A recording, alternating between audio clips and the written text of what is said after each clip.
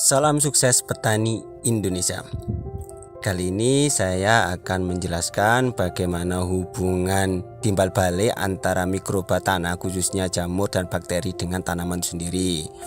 Pertama yang kita bahas bagaimana tanaman bisa tumbuh dengan bagus.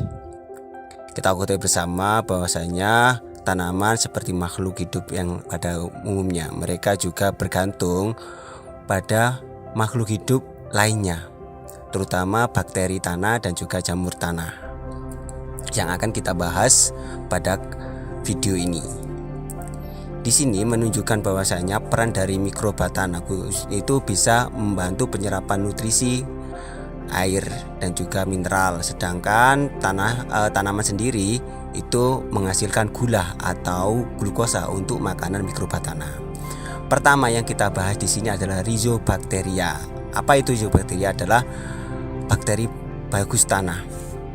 Kita ketahui bersama bahwasanya akar ini memiliki kapasitas serapan hanya 4-7% saja dengan ketebalan 0,2 mm.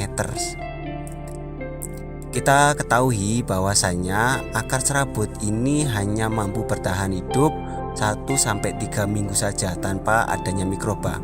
Sedangkan jika ada mikroba, mereka bisa hidup lebih lama dan bahkan menghasilkan simbiosis yang sangat istimewa. Nah, ini akan kita bahas di sini. Khususnya yang pertama adalah Rhizobacteria. Rhizobacteria ini memiliki peran yang cukup banyak. Di antaranya adalah sebagai penambat fosfat dan nitrogen sehingga bisa diserap oleh tanaman itu sendiri.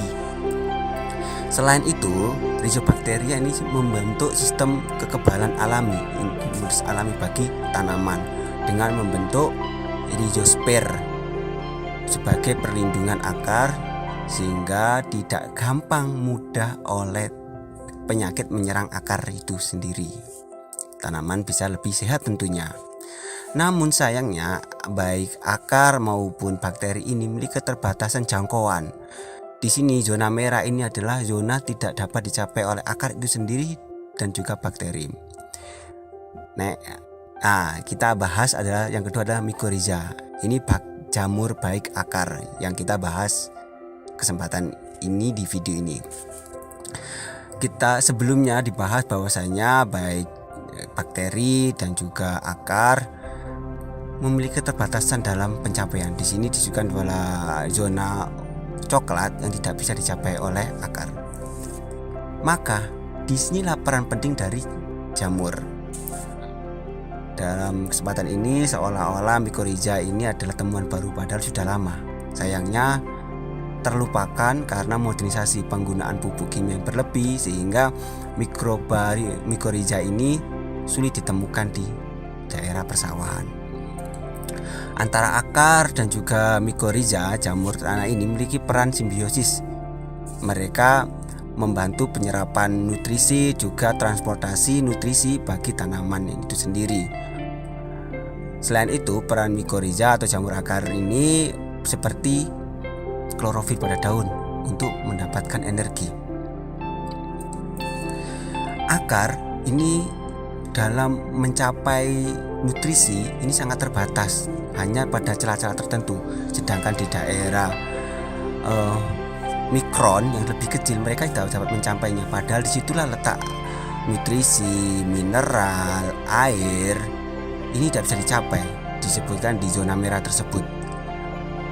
Oleh karena itu, peran dari Mycorrhiza jamur tanah inilah membantu penyerapan air, mineral sehingga bisa digapai oleh akar.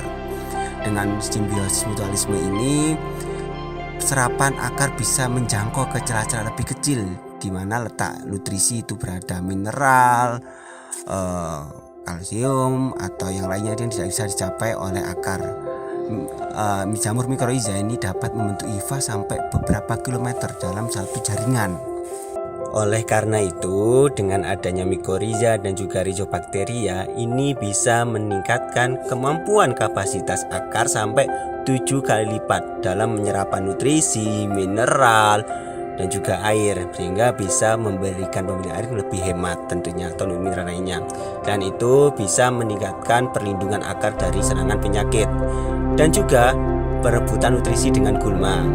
Hubungan simbiosis ini saling menguntungkan, di mana tanaman menghasilkan glukosa untuk makanan mikrobatana baik mycorrhiza dan juga rhizobakteri, dan di mana rhizobakteri memberikan nutrisi dan mineral. Semoga bermanfaat video kali ini. Salam sukses.